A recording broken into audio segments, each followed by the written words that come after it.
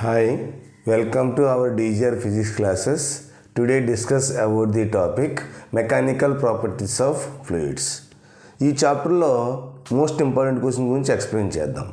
అందులో first question ఏంటంటే explain dynamic lift with examples. Most important question అండి ఇది. ఓకే, చూడండి అసలు డైనమిక్ లిఫ్ట్ అంటే ఏంటి? డైనమిక్ లిఫ్ట్ అంటే ఒక ఫ్లైట్ అనేది ఇలా ట్రావెల్ చేస్తుంది అనుకుందాం. ఇలా ట్రావెల్ చేస్తున్నప్పుడు ఇది ఫ్లైట్ అనుకోండి, ఫ్లైట్ అనుకున్నప్పుడు మనకి ఇది ఎయిర్లో లిఫ్ట్ అవుతుందంటే దానికి రీజనం లిఫ్ట్ అనేది అప్వర్డ్స్కి ఉంటుందండి. లిఫ్ట్ అప్వర్డ్స్ అండ్ ఈ ఏరోప్లేన్ యొక్క వెయిట్ డౌన్వర్డ్స్కి యాక్ట్ చేస్తుంది. అంటే ఇది ఎవరు లిఫ్ట్ చేస్తున్నారంటే కింద నుంచి వచ్చి ఎయిర్ అనేది లిఫ్ట్ చేస్తుంది. ఓకేనండి, అంటే ఈ డైరెక్షన్లో మూవ్ అవుతుంది అనుకోండి, అంటే ఈ డైరెక్షన్లో ఇది ఫ్రంట్ సర్ఫేస్, ఇది టైల్, ఇది వింగ్స్. ఓకేనమ్మా, ఈ వింగ్స్ ఉన్నాయి కదా. సో మనకి ఈ ఎయిర్ అనేది ఫ్లైట్ని ఎలా లిఫ్ట్ చేస్తుంది కాబట్టి సో మనకి ఎయిర్లో ఉంటుంది అనమాట. వెయిట్ అనేది డౌన్వర్డ్స్కి యాక్ట్ చేస్తుంది ఇలా. ఓకే అండి, అంటే ఈ డైరెక్షన్లో మూవ్ అవుతుంది కాబట్టి ఈ డైరెక్షన్లో మూవ్ అవుతున్నప్పుడు థ్రస్ట్ ఫోర్స్ అనేది ఒకటి యాక్ట్ చేస్తుంది. దీని మీద థ్రస్ట్ ఫోర్స్. వాటర్లో ఒక స్టోన్ వేసినప్పుడు ఆ వాటర్ మీద అప్వర్డ్లో యాక్ట్ చేసేది థ్రస్ట్ ఫోర్స్. ఇప్పుడు మనకి ఎయిర్లో ఇది ట్రావెల్ చేస్తున్నప్పుడు ఎయిర్ అనేది దీని మీద అప్లై చేసేది థ్రస్ట్ ఫోర్స్ అవుతుంది. అంటే ఎయిర్ డ్రాగ్ ఎలా ఉంటుందంటే ఈ డైరెక్షన్ ఉంటుంది అనమాట. ఓకేనండి, చూడండి అసలు మనకి డైనమిక్ లిఫ్ట్ అంటే ద అప్వర్డ్. డైనమిక్ లిఫ్ట్ అంటే ఏంటమ్మా? The upward lift experienced by A body in motion, okay, in air is called dynamic lift. Okay అండి, ఇప్పుడు చూడండి ఫర్ ఎగ్జాంపుల్గా this is the flight. Okay, flight అంటే మోషన్ ఎలా ఉందంటే this direction, motion of aeroplane this direction, అంటే motion ఈ డైరెక్షన్లో ఉందండి. Motion of aeroplane this direction.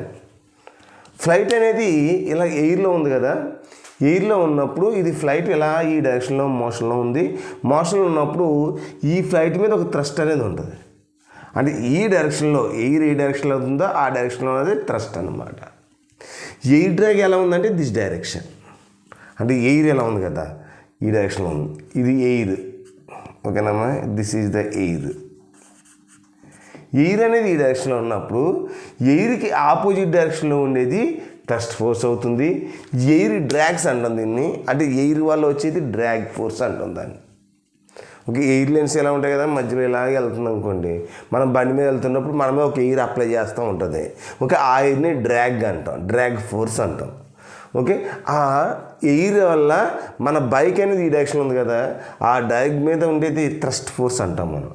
ఇలా మూవ్ అవుతుంటే థ్రస్ట్ ఫోర్స్. ఓకేనండి, సో ఇక్కడ మనకి అంటే ఈ ఫ్లైట్ ఎలా వెళ్తుందంటే అది వెయిట్ డౌన్వర్డ్స్కి యాక్ట్ చేస్తుంది, ఆ ఎయిర్ పైకి లిఫ్ట్ చేస్తూ ఉంటుంది అనమాట ఫ్లైట్ని.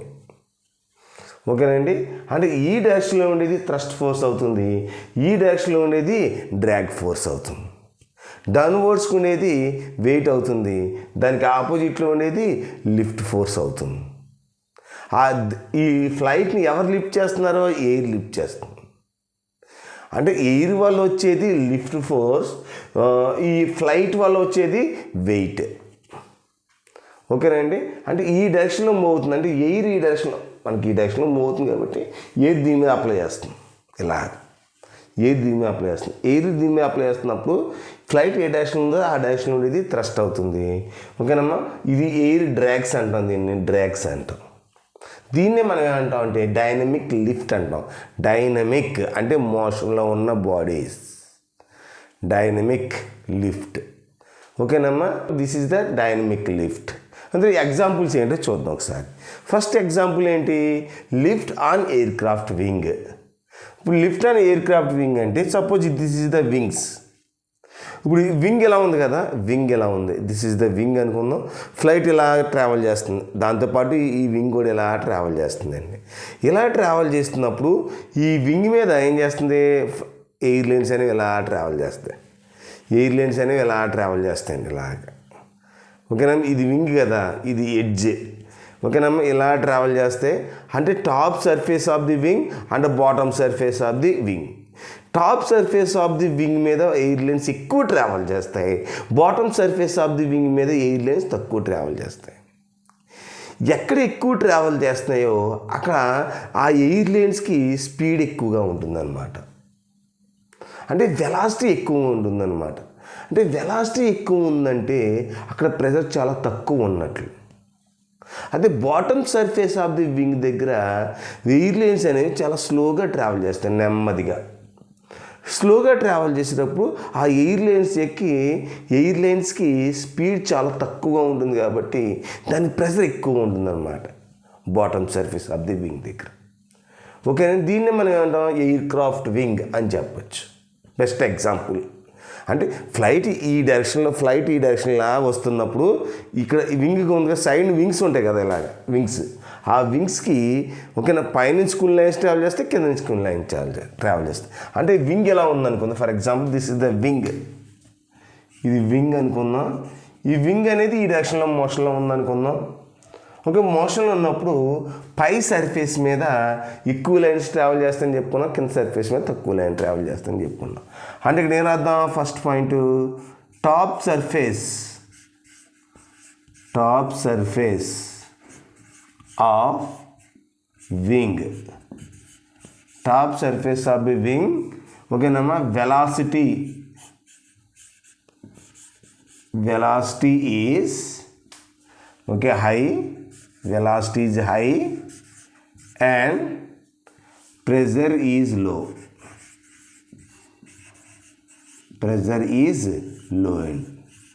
ఇలా రాస్తే సరిపోతుంది. ఓకేనమ్మా. అంటే ఇక్కడ వెలాసిటీ చాలా ఎక్కువ ఉంటుంది అనమాట ఈ సర్ఫేస్ ఆఫ్ ది వింగ్ మీద. సో లైన్స్ అన్ని దగ్గరగా వేయాలి, కింద అన్ని దూరంగా వేయాలి. సో నెక్స్ట్ ఏంటంటే second point, bottom surface of the wing, velocity is low and pressure is high.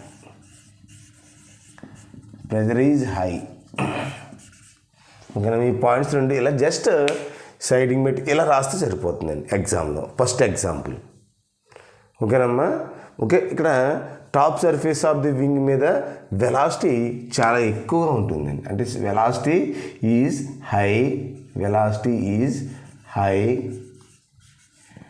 Pressure P1 is low అని ఇలా రాస్తే సరిపోతుంది. Pressure is low. అదే బాటమ్ సర్ఫేస్ కూడా ఏ పాయింట్స్ ఇక్కడ రాస్తాం. అంటే దీన్ని ఎలా రాయచ్చు, ఇక్కడ మనకి లాస్ట్ పాయింట్ V1 ఎక్కువగా ఉంటుందా, V2 ఎక్కువగా ఉంటుందంటే V1 is greater than V2. Okay, and P1 is less than P2. This is the first example. ఓకేనండి. డైనమిక్ లిఫ్ట్ డెఫినేషన్ రాసి ఎగ్జాంపుల్స్ రాస్తే సరిపోతుందండి. ఈ డయాగ్రామ్ ఏం అవసరం లేదు. ఓకేనా. నెక్స్ట్ ఎగ్జాంపుల్ చూడమ్మా, బాల్ మూవింగ్ కాన్స్టెంట్ స్పీడ్. మనం చూస్తూ ఉంటుంటాం, క్రికెట్ ఎక్కువగా చూస్తూ ఉంటుంటాం. క్రికెట్లో బౌలర్స్ యూజ్ చేసే స్పిన్స్ డిఫరెంట్గా ఉంటాయి. అంటే బౌలర్స్ వేసే స్పీడ్స్లో కానీ స్పిన్స్లో కానీ వేరియేషన్ చూస్తూ ఉంటుంటాం మనం. ఒక్కొక్క బౌలర్ ఓన్లీ స్పిన్ వేస్తే ఒక్కొక్క బౌలర్ స్పిన్తో పాటు స్పీడ్ కూడా వేస్తుంటాడు.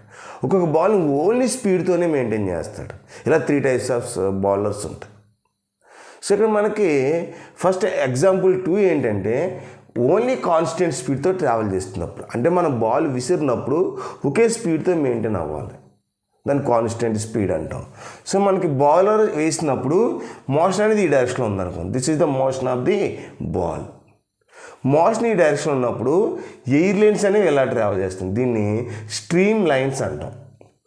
ఎయిర్లైన్స్ ఇలా వెళ్తాయి, ఇలా మూవ్ అవుతున్నప్పుడు దాని పైనుంచి వెళ్తాయి లైన్స్. ఓకే, ఇలా పైనుంచి ట్రావెల్ చేస్తాయి. దాన్ని మనం ఎయిర్లైన్స్ అంటాం, లేకపోతే స్ట్రీమ్ లైన్స్ అంటాం. ఓకే, ఇక్కడ ఈ బౌల్కి కాన్స్టెంట్ స్పీడ్తో ట్రావెల్ చేసే బాల్కి పైన అంటే అప్పర్ సర్ఫేస్ ఆఫ్ ది బాల్కి ఎన్నైతే స్ట్రీమ్ లైన్స్ ఉంటాయో bottom surface of the ball కూడా అన్ని స్ట్రీమ్ లైన్స్ ఉంటాయి. కాబట్టి okay, top surface of the బాల్కి వెలాసిటీ ఎంతైతే ఉంటుందో bottom surface of the ball కూడా అంతే వెలాసిటీ ఉంటుంది, నో చేంజ్. ఓకే, అయితే ఇక్కడ ప్రెషర్ ఎంత అయితే ఉంటుందో ఇక్కడ కూడా ప్రెషర్ అంతే ఉంటుంది. అంతే మనం కాన్స్టెంట్ స్పీడ్తో ట్రావెల్ చేసినప్పుడు ఓకేనమ్మా సర్ఫేస్ పైన ఎంత అయితే స్పీడ్తో స్ట్రీమ్ లైన్స్ ట్రావెల్ చేస్తాయో ఓకేనా సర్ఫేస్ డౌన్లో కూడా అంతే స్పీడ్తో ఓకేనమ్మా స్ట్రీమ్ లైన్స్ అనేవి ట్రావెల్ చేస్తాయి. This is the best example. ఓకేనమ్మా, అంటే top surface of ball velocity v1 and bottom surface of ball velocity v2 is same and the top surface of ball pressure P1 and bottom surface of the ball pressure P2 is same. ఇలా రాస్తే సరిపోతుంది. అంటే ప్రెజర్లో కానీ వెలాసిటీలో కానీ variations ఏమి ఉండవు. అంటే దీనికి v1 is equal to v2 అని రాయొచ్చు. అంటే ఇక్కడ థర్డ్ పాయింట్ ఎలా రాస్తాం అలా రాసి సరిపోతుంది. v1 is equal to v2 comma p1 is equal to p2. Pressure no change, velocity no change. This is the second example. ఒకవేళ మన బాలు స్పిన్తో పాటు స్పీడ్గా మూవ్ అవుతుందంటే థర్డ్ ఎగ్జాంపుల్ ఏంటో చూద్దాం. థర్డ్ ఎగ్జాంపుల్ చూడండి అమ్మా. ఎగ్జాంపుల్ 3. ఎగ్జాంపుల్ 3 ఏంటి? Ball moving in both translatory motion and rotational motion. అంటే బాలు ముందుకు వెళ్తూ తిరుగుతూ వెళ్తుంది అన్నమాట. తిరుగుతూ ముందుకు వెళ్తుంది అంటే ముందుకు వెళ్ళేది ట్రాన్స్లేటరీ మోషన్, తిరుగుతూ వెళ్ళేది రొటేషనల్ మోషన్. అంటే ఈ బోత్ మోషన్స్ ఉన్నప్పుడు ఆ బాల్ వేరియేషన్స్ ఎలా ఉంటాయి? ఓకే, అంటే ఇప్పుడు మనకి ఇది బాల్ అనుకుందాం. This is the ball. Ball అనేది ఈ డైరెక్షన్లో మోషన్లో ఉందనుకుందాం. అంటే ఇది తిరుగుతూ రొటేట్ అవుతూ మోషన్లో ఉంది, తిరుగుతూ ముందుకు వెళ్తుంది. అంటే తిరుగుతూ ముందుకు వెళ్తున్నప్పుడు ఆ బాల్ సర్ఫేస్ పైన లేయర్స్, అంటే ఇక్కడ మనకి ఈ సర్ఫేస్ పైన ఎయిర్ లైన్స్ యొక్క స్పీడ్ ఇలా ఉంటుంది, ఈ డైరెక్షన్ ఉంటుంది. ఎయిర్ లైన్స్కి ఉన్న స్పీడ్ని v1 అందాం. ఓకే, బాటమ్ సర్ఫేస్ ఎయిర్ లైన్స్కి ఉన్న స్పీడ్ని v2 అందాం. ఓకేనండి, ఇక్కడ తిరుగుతూ ముందుకు వెళ్తున్నప్పుడు top surface of the ball దగ్గర స్పీడ్ ఎక్కువగా ఉంటుంది, బాటమ్ సర్ఫేస్ ఆఫ్ ది బాల్కి స్పీడ్ తక్కువగా ఉంటుంది. ఇవి రొటేట్ అవుతూ ట్రావెల్ చేస్తాయి కాబట్టి, ఇలా తిరుగుతూ ఉంటాయి కాబట్టి ఈ డైరెక్షన్లో రొటేషనల్ మోషన్ ఉంటుంది. అంటే ఈ డైరెక్షన్లో ఉండేది ఈ బాల్కి ఉన్న స్పీడ్ని VR అంట, అంటే రొటేషనల్ మోషన్. ఓకే, అంటే ఇది బాల్ ముందుకు వెళ్ళేది ట్రాన్స్లేషనల్ మోషన్, ఈ బాల్ తిరుగుతూ ఉంటుంది rotational motion. Okay, rotational motion అంటే resultant velocity on the top surface of ball. అంటే ఎంత రిజల్టెంట్ వెలాసిటీ ఉంటుంది ఇక్కడ మనకి? తిరుగుతూ వెళ్తుంది కాబట్టి రిజల్టెంట్ వెలాసిటీ అంటే ఈ డైరెక్షన్లో ఉన్న వెలాసిటీ v1 ప్లస్ VR, అంటే బోత్ మోషన్స్ ఉంటాయి కాబట్టి. సో అది కింద తీసుకున్నాం అనుకోండి బాటమ్ సర్ఫేస్కి, అంటే v2 minus VR.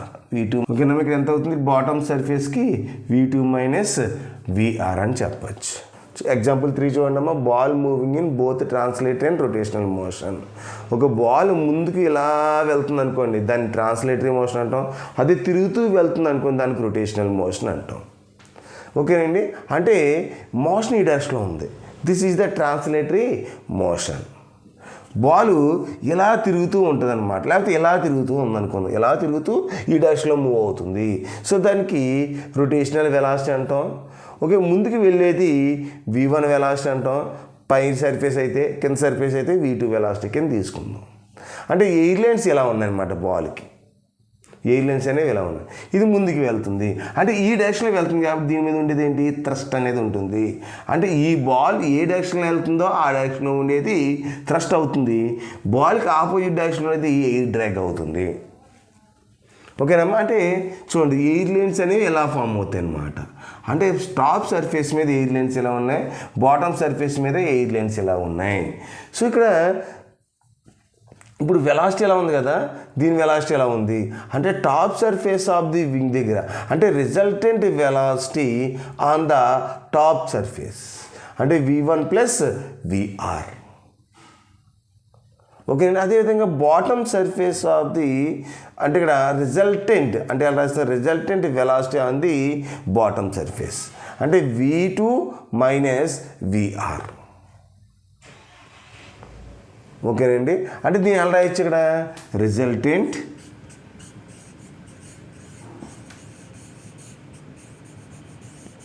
resultant velocity on the top. ఓకేనా, ఎంత అవుతుంది మనకి v1 ప్లస్ vr. సో అదేవిధంగా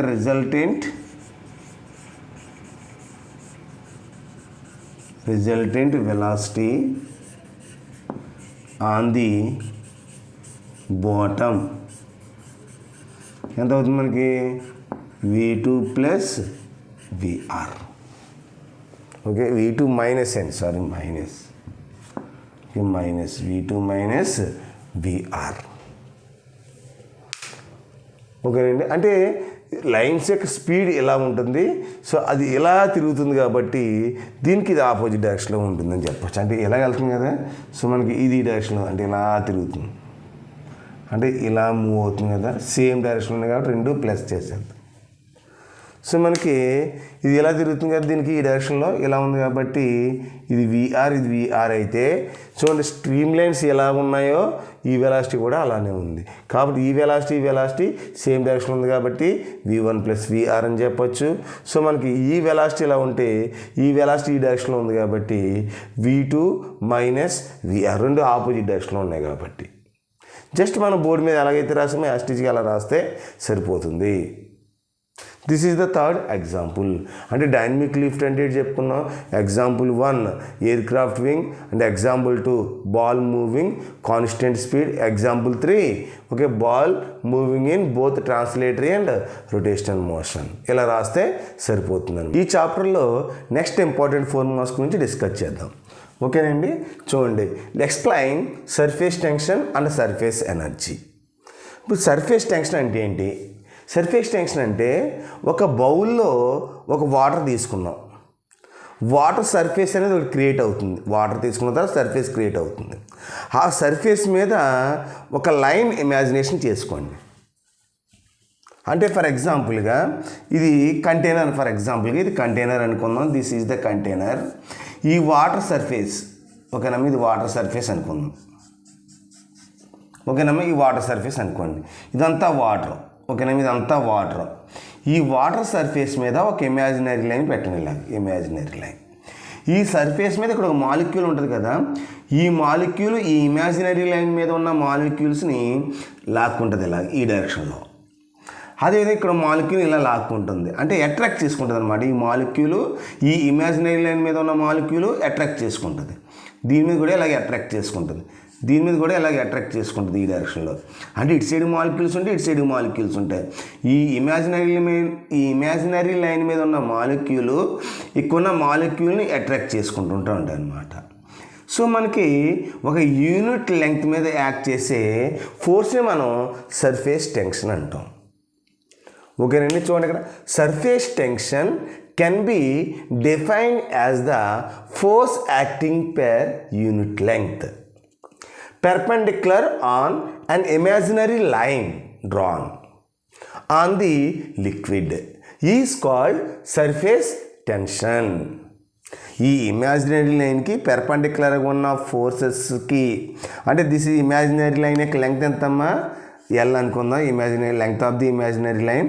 ఈ లెంగ్త్ మీద యాక్ట్ చేసే ఫోర్స్ని మనం సర్ఫేస్ టెన్షన్ అనమాట. అంటే ఈ లెంగ్త్ మీద యాక్ట్ చేసే ఫోర్సెస్ని మనం ఏమంటాం? సర్ఫేస్ టెన్షన్ అనొచ్చు. ఓకేనండి, అంటే surface tension is equal to force by unit length is called surface tension. Surface tension units ఏంటి? ఎస్ఐ సిస్టంలో అయితే న్యూటన్ పెర్ మీటర్ అని చెప్పొచ్చు. అంటే ఫోర్స్కి ఎస్ఐ సిస్టంలో న్యూటన్ అని చెప్పొచ్చు, సిజిఎస్ సిస్టమ్ అయితే డైన్ అని చెప్పొచ్చు. ఓకే, అంటే ఫోర్స్కి అంటే న్యూటన్ బై మీటర్ అని చెప్పొచ్చు. ఓకే, అంటే సర్ఫేస్ టెన్షన్కి యూనిట్స్ ఏంటమ్మా? ఎస్ఐ యూనిట్స్ అయితే newton per metre, CGS units అయితే dyne per centimetre. Okay, this is the surface tension. Next surface energy. Next ఏంటంటే సర్ఫేస్ ఎనర్జీ. సర్ఫేస్ ఎనర్జీ అంటే ఏమీ లేదండి, అంటే actually the ratio of potential energy due to molecular force by surface area. This is the container. ఇది container అనుకుందాం. ఈ కంటైనర్లో water అనేది ఎలా తీసుకున్నాం, this is the water surface.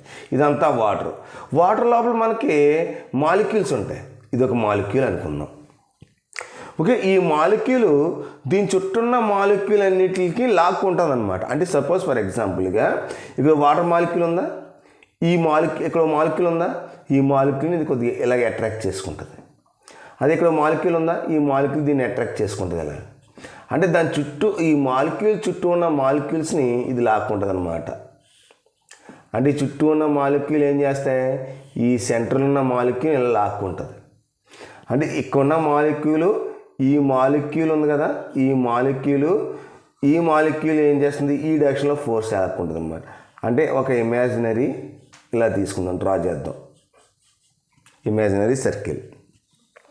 అంటే ఈ మాలిక్యూల్కి మధ్యలో ఫోర్స్ ఈ డైరెక్షన్ ఉంటుంది అనమాట.